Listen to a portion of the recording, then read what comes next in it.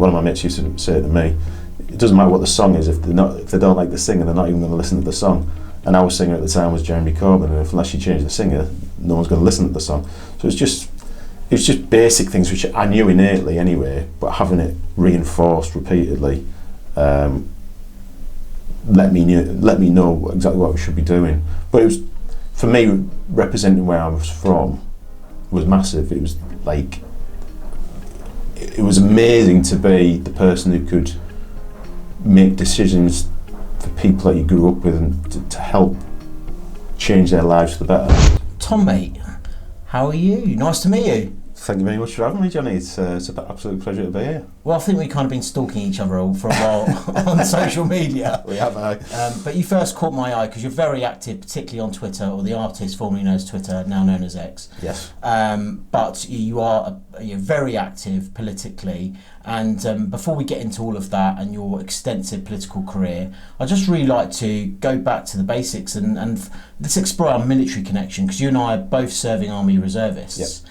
So I think you joined back in 2007, was it thereabouts? I joined actually in 2016. Oh, right. So in many ways, I'm a sort of weird anomaly compared to most of the politicians you talk to who have an army career first or military career first, then go into politics. I was actually in politics, and whilst in politics, joined the Army Reserve.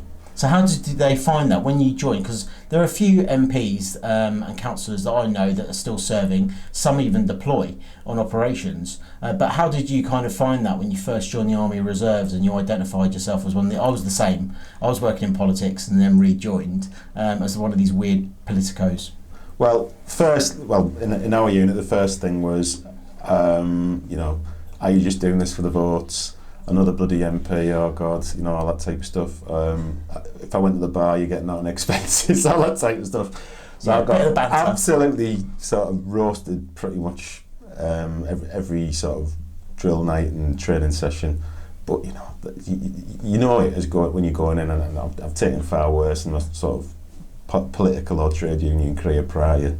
But also in basic training up at Grantham, as soon as the corporal found out that I was an MP as well, I just got absolutely battered. MP going RMP, I got absolutely battered, but it was good fun. I mean, it's character building, isn't it? I was going to say, you're like the MP title, both being an MP at the time and then joining the military police MP. Yeah. I mean, not the most loved community in the British Armed Forces, the military police, but in all seriousness, why did you choose the Royal Military Police and how have you found that?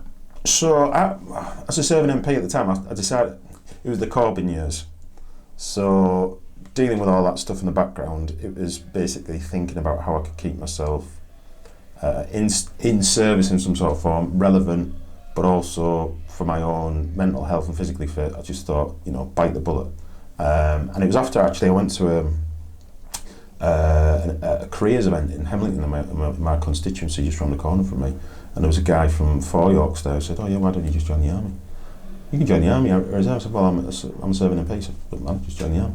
So I said, okay then. So the next week I went along to the recruitment office in Middlesbrough with all the staff sort of sat there. I walk in, they all know who I am, and they just look at me going, is this like a constituency visit? Are you coming to sort of Glad and get photos? I said, no, I'm here to join. And he said, well, how old are you? And I said, well, I'm 36. And he said, well, you look all right.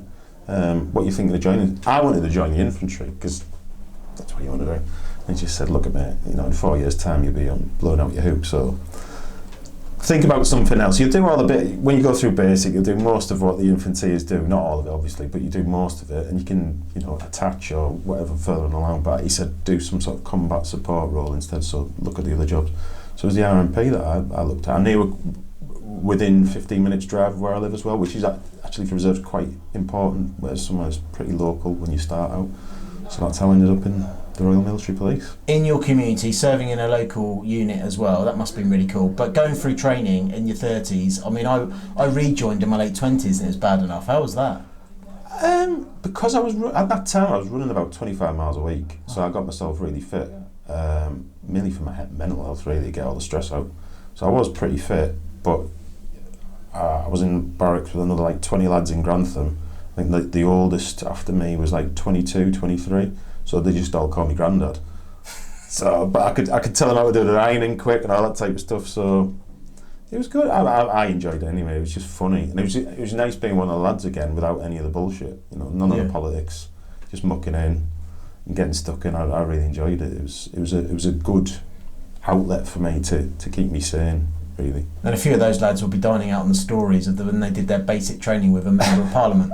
Pretty much. I don't think anyone. I think I'm probably the first to have done it from scratch. Obviously, there's a lot of MPs who are reservists, but usually from a regular background. But I think I'm the first to have done it from scratch in recent years, because obviously First World War, Second World War, they've been a different story. But yeah, as documented on the Recording Angel at Parliament, and we talk about those stories from the MPs and Lords that fell during World War One, and more recently a parliamentary assistant who was killed from my own cap badge as well, Lance Corporal Oliver Thomas. So I always like an opportunity to remember Ollie. But so your background, we've already mentioned that you were a member of Parliament, but you didn't just go into being an MP. You had a bit of a background within the trade union movement and in politics too, right? Yeah, so I left university in 2002 and basically decided, I did a degree in a master's in philosophy. As soon as I finished that, I knew I didn't want to do that anymore. I wanted to go back to politics because I did politics. As an undergrad, I'd been a member of the party since I was 16. My mum was Labour, my dad was Tory, so we were very political. Oh, wow. In a marginal constituency, which was, you know, my predecessor was Ashok Kumar, who beat the Tory. Sadly passed away. Great man, who won it in 97, who had lost it in 92, who'd won it in a by-election in 91, so it was there.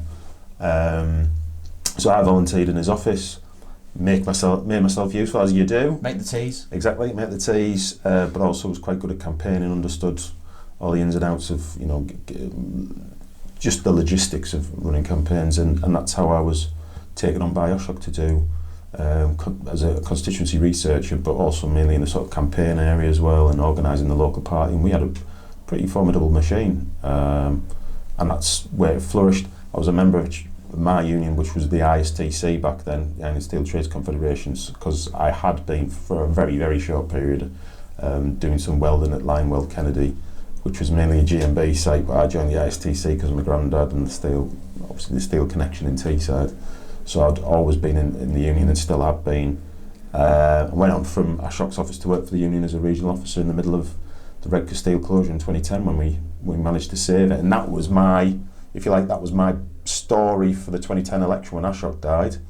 We needed a candidate very, very quickly, and I was the person who could respond to the 5,000 blokes on the ground who were potentially losing the job. And dealing in those, there's a lot of crossover because a lot of those guys are ex-forces as well. There's a lot of veterans in there, loads of them, but ex-Northern Ireland veterans. Dealing with them in a canteen or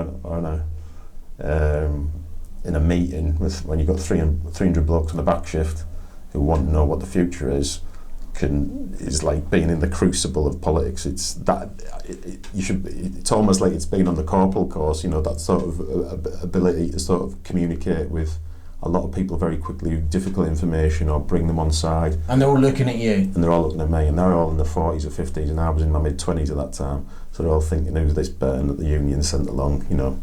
So I had to, you know, grow up very quickly. Not only that, but behind those eyes there are families as well. Yeah, and I know them, you know, the guys I grew up with, their dads and their mums who worked in the offices or in the labs, I knew them all. So it was a personal battle, and one, again, in politics, and also with the forces, if you know the guy next to you, you will try far, far harder. If it's personal to you, and you have that relationship with that person, you built that bond, you're going to go the extra mile, and we managed to save the steelworks that time around. Wow. And as I say, brilliant take forward into that election campaign, because you've already mentioned that kind of came off the back of tragedy, but it was also an opportunity. But you kind of make your own luck in life because you did all those hard jobs in politics too. And I think what you just documented there is the route into politics. There are lots of routes, but one route is that voluntary and the professional route as well, of getting known, getting experience on the ground, building a network, and then when an opportunity pops up, albeit in tragic circumstances, it was kind of almost like part of that journey. You were there. I mean, that must have been really difficult for you as well, because you worked for him for a while, and then you lose him, and then you're having kind of to fight a bit of an emotional campaign. Yeah, and one where we, the Tories, the Cameron wave in 2010, we were expected to lose, and to be honest, I wasn't an incumbent. No one knew who I was really, apart from people in the family and guys in the industry, but we dealt with that quickly because Ashok died mid-March and the election was obviously in the May. Wow. So we didn't have very long to select and get going. I had been the agent in 2005 and I'd run local election campaigns there as well, so I knew what I was doing. But even so, it's still... and my opponent was Paul Bristol, who's now the MP for Peterborough, of course. So it was a very tricky campaign. And in Redcar, where the works was, Vera had been the MP with a 10,000 majority. There was a 25,000 vote swing against it, the Liberal Democrats. Stockton South went Tory, you got James Wharton, now Lord Wharton. So we were in a position with as small a majority as Stockton South then. And Shifting Sands. And Shifting Sands, we should have lost, and I'm not blowing my own trumpet, but we held on with over 1,000 majority. So in those difficult days when we should have lost, we held on. So it was good. Well, maybe the shoe's on the other foot these days for the blue team. We shall see in the coming weeks and months. But when it came to Parliament and when you were elected, you got yourself stuck in and you were busy on lots of different select committees, and you became on the Labour front bench under Ed Miliband as well, as a whip. Yep. So in a short space of time, I guess one of those Labour rising stars, and you were involved in issues. You mentioned the Northern Ireland veterans there in your community. I'm myself a Northern Ireland veteran, so something close to my heart. And you got involved in also the Standards and Privileges Committee. Yes. Obviously, that's something that is very topical in terms of recent events, and people probably didn't even know what the Standards and Privileges Committee was. But what kind of work do the committees offer to Parliament, and what did you enjoy about that work? So I ended up there after doing 5 years in the Whip's office and standing down immediately when Corbyn became leader. I refused to serve him from bench. So friends who I knew who were still in the Whip's office needed people who were able, knew how the House worked, to serve in certain positions. So I was they asked me to go on the Standards and Privileges Committee. I think they're separate now. And it was in a transition period where we brought in lay people. People with experience from Civvy Street to sit on the committee alongside MPs. So you can imagine, with well-established sort of old Tories, the old and the bold really is, they were sat there sort of looking at this with some sort of disdain about allowing mere mortals into the committee to sort of review and judge MPs, if you like, in a sort of HR manner. And younger MPs, because how old were you at the time? I would have been 35 then, 34, 35. So I was a lot younger than, say, Dominic Grieve or Sir Geoffrey Cox, who sat on the committee then, and Kevin Barron was the chair. And there was a moment where Kevin was under investigation by the committee, so they needed a Labour chair to chair the committee. So I was the acting chair of the committee for about an 8 month period. So all the cases that were coming through, even as low grade as things like misusing House of Commons postage or things like that, to other sort of much more severe cases, which I won't go into. I had to chair those meetings and deal with them. Then we had the introduction of lay members as well, trying to explain the House to them and the idiosyncrasies of Parliament and how MPs engage with people, and explaining what an MP does, because, as you know, most people have no idea what an MP actually is, trying to sort of explain the basic role or the original role in terms of the legislator to what they are now, which is almost like a sort of community social work, or depending on how hard they work, of course, and where they have the staff, that sort of two-hat job in the constituency and Parliament, and the two offices and bouncing between two places, cutting yourself in half most of the time to get around. It was difficult, but not impossible. But I think for me it was a great way of sort of showing my skills in a different format, if you like, because I'd always been the sort of organiser, not an enforcer, shall we say, but someone who would make sure that we could get votes through. As a whip. and then working in that capacity as an acting chair with other parties as well, you actually build up better friendships with Tory MPs that you probably wouldn't have had because of those committee scenarios and having to negotiate and talk through cases in particular about disciplinary procedure and what could happen. It was interesting. It was yeah, a great experience from your union background as well that you could bring to that role. It's almost like the HR function, isn't it, of politics within that. And as we've seen some high-profile cases, not least a certain Boris Johnson. At the end of his political career, let's just leave that one there. But your ability to be able to relate and empathise and build relationships with members of different parties, was that something that you really expected going into politics before? Yes and no. So my dad was a Tory. I mean, he served in the Second World War. Oh wow! Royal Navy. He was in COPS, so he did a lot of the landing craft work in the sort of with COP 7. My mum was Labour, so we always had those conversations, and it was sort of like a microcosm of the microcosm. So the constituency was very much like the country: coastal, rural, urban, industrial, middle class, working class. Council estates, 6-bedroom houses, had a bit of everything. My family had a little bit of everything of that constituency and around the sort of Sunday dining room table, sort of talking, chewing the fat and getting through the issues. So it didn't surprise me. I think it's just more about, look, a lot of Tories totally dislike me, you know how it goes, but if you're fighting your local party, the rivalry is much more intense, but you tend to get on with someone from the opposing side if they're from a seat 200 miles down the road. That's the type of thing that happens. But what I tended to find in that committee was just the experience and level of ability of the people on there, which I could learn from. You know, you've got a KC and Geoffrey Cox there, you've got Dominic Grieve himself, both former Attorney Generals, really very clever men. So I was in a position where I could learn from them. And it's just making yourself open to that and being able to sort of absorb different ideas and views. What must have been like back in the home patch to actually represent your area, where you say you got your mates? Because being an MP isn't a normal role. There are only 650 people that do that job in any one given point of time. So I was just putting myself in your shoes for a second. You know, I'm thinking about my circle of friends and just imagine turning up to social events or family events as an MP. You know, that must be pretty weird. Yeah, I mean, the good thing about it with my mates is that they didn't treat me any different and would bring me right back down the ground, and treat me just, which is what I wanted sometimes, not all the time, but it was good because it just kept me normal and my feet on the ground. Especially around the Corbyn era, they were just saying, mate, this isn't sustainable. We're all Labour, we can't vote for him. So that's where you were getting your counsel from that period of your time? Well, I canvassed every weekend as well. Like when I go back on a Thursday evening, Friday, Saturday, Sunday, I'd always canvass. And I was getting it all the time.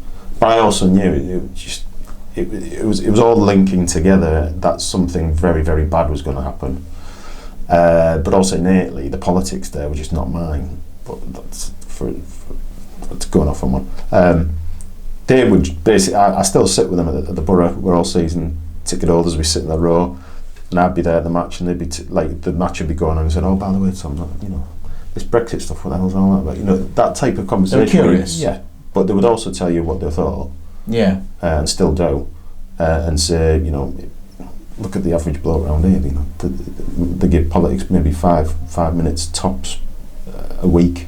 And maybe more at a general election, but if you're not talking to their immediate needs or what they want, what are you doing? It's you're not even going to have a conversation. You're not even going to be listened to. And also, if like one of my mates used to say to me, it doesn't matter what the song is if they don't like the singer, they're not even going to listen to the song. And our singer at the time was Jeremy Corbyn, and unless you change the singer, no one's going to listen to the song. So it's just basic things which I knew innately anyway, but having it reinforced repeatedly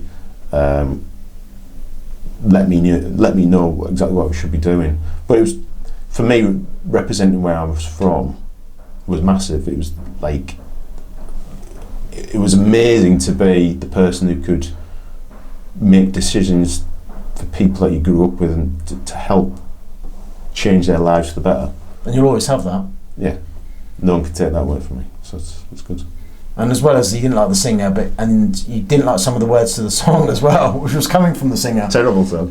Because as I said, that's kind of where I was really noticed you for your bravery at that time, because I've got friends in the Labour movement, particularly Jewish friends as well, who at that time felt completely disenfranchised by the message that was coming out from the leadership. Now, this podcast is an apolitical, I don't, every now and again you'll get a taste of my views, but it's no surprise, I used to work for the Blue Team. Yeah. I'm now no longer of any political party, and every party comes on this podcast because it's all about presenting a wide range of views. But one thing we can share at that time were the views of Jeremy Corbyn. I found completely contra to my value system. But moreover, I was seeing the way it was affecting my friends, and that really upset me. So when I saw you speak out so bravely, I was like, "Oh, this guy's really caught my attention." But you weren't shy. I mean, that must have come at a bit of a cost as well, in that you put your head above the parapet. How did you deal with that time? Because that must have been a lot to take on. So, personally and professionally, it obviously ended my career.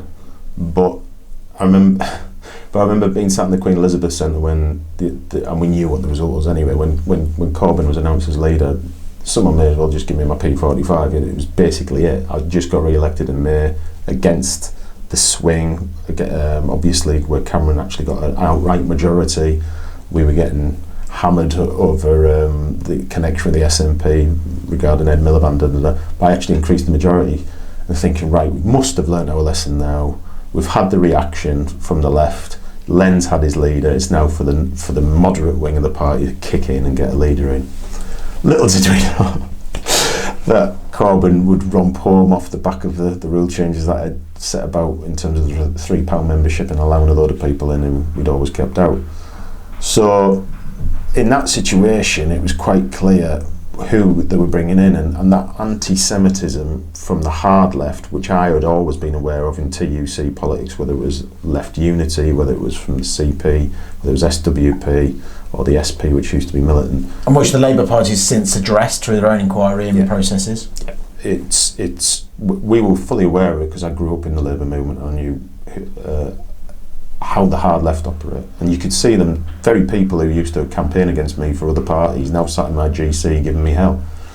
But when they started up in the ante with Louise and Luciana and Ruth and Margaret and other Jewish colleagues, it was just basically, this is a line in the sand, where do you stand?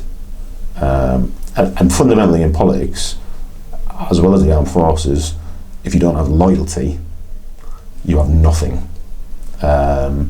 And I was loyal to my friends and to my party. I know the history of my party and where my party comes from, and it was not what was being prosecuted by the likes of Corbyn and his entourage. So, yeah, personally and professionally, it was suicidal, but I don't care. I think I did the right thing, and maybe one day someone will write a line in a book about it, but I know for me that I did the right thing. Yeah, and that's all you can really ask yourself, isn't it? Mm.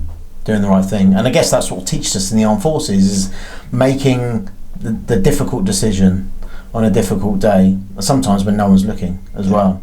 And that integrity piece is really within our values, and that's why I think there are so many transferable values from the armed forces into politics, and which is why I work so tirelessly in order to speak to people like you, because I know there's probably people listening now who probably feel a bit disenfranchised from the system, who have got values, got it within them, and I just hope that this is the spark to be inspired by you and the stand that you've made to actually stand up and serve again, because that's what it's all about.